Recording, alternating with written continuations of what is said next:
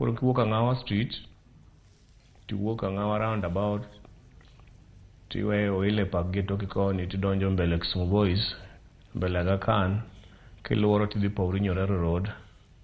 Nyorero wuok to luoro kanyo obedo border gi Taifa Park. Diere kanyo mano CBD2. CBD2 sani kama iwacho gi Kisungu ni the most disorganized, kama rach mokalo.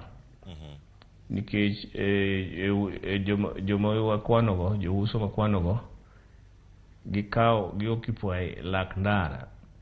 Lak ndara ma gi occupy bwoye kanyo nitie gik miluongo ni drainage, nitie sewer line, nitie way live gi walkway.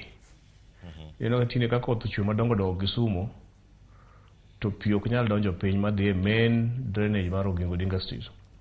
Koro pi kuond go bedo blocked te.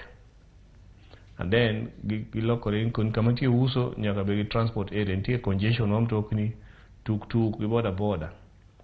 Kanyo be nitie otende gi jomodak. Koro kwe onge kanyo.